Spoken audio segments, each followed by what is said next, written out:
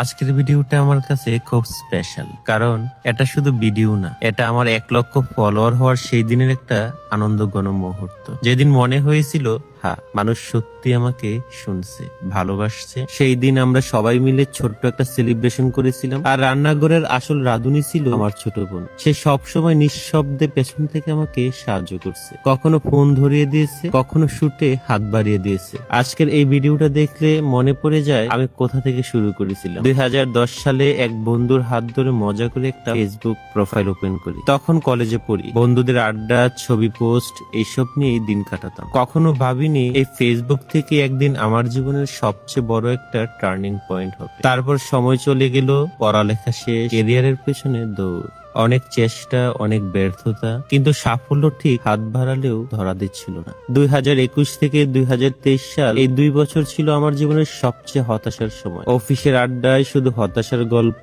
কারো জীবনে সুখ নেই, কারো মনে শান্তি নেই। একদিন হঠাৎ মনে হলো মানুষ অনলাইনেও তো কত কিছু করছে, আমি কেন পারবো না? কিন্তু শুরুটা ছিল ভয়ঙ্কর কঠিন। কি নিয়ে কাজ করব, কোন ক্যাটাগরি, ক্যামেরার সামনে দাঁড়ানোর ভয়, মনে হতো লোকে কি বলবে, সবাই হাসাহাসি করবে না তো? তার উপরে বাবার কথা, পড়ালেখা না করে ছোট থেকে কাজে লাগাইলে বেশি ভালো হতো। এই কথাটা বুকের ভেতর আরো চাপ তৈরি করতো।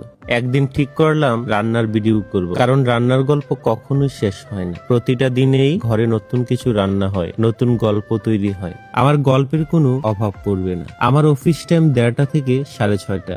সেই সুযোগটাকে কাজে লাগালাম। সকালে মা যা রান্না করতেন সেগুলো শুট করে রাখতাম। সন্ধ্যায় এসে ভিডিও এডিট, রাত 8টা থেকে 10টার মধ্যে আপলোড। রাত 8টা আমার অ্যাক্টিভ টাইম হলেও অনেকদিন দেরি হয়ে যেত। ভয়েস ভুল হয়, এডিট ঠিকঠাক হয় না, তবুও আপলোড দিতাম, কারণ নিজেকে প্রতিদিন যুদ্ধ করে এই জায়গায় আনতে হতো। শুরুতে ভয়েস দিতেই ভয় লাগতো, 2-1টা ভয়েস দিলেও কিছু বাজে মন্তব্যে মনটা ভেঙে যেত। কখনো ভয়েস দেওয়া বন্ধই করে দিয়েছিলাম, কিন্তু পরে ভাবলাম আমার ভয়েস যেমনই হোক, এটাই তো আমি, এটাই হবে আমার ব্র্যান্ড। লোকে আমাকে দেখুক না দেখুক, ভয়েস শুনেই অন্তত চিনবে কেপিস কুকিং ব্লগ। অনেকে হয়তো বলবেন এত গল্প কেন বলি, কারণ আমার প্রতিটা কথা, প্রতিটা ভিডিও নতুন যারা শুরু করতে চায় তাদের জন্য একটু হলেও অনুপ্রেরণা হোক। যদি একজন মানুষও আমার গল্প শুনে সাহস পায়, তাহলে আমার পরিশ্রম সার্থক। 15,000 টাকার ছোট্ট একটা ফোন দিয়ে শুরু করেছিলাম। মাঝে মাঝে ছোট ভাই বোনের ফোনে শুট করতাম। তারপর একদিন একটা ভিডিও ভাইরাল হলো, রিলস সেটআপ পাইলাম। সেখান থেকে হাঁটি হাঁটি পা পা করে চলছিল আমার এই ছোট্ট জার্নি। কিন্তু যেদিন দেখলাম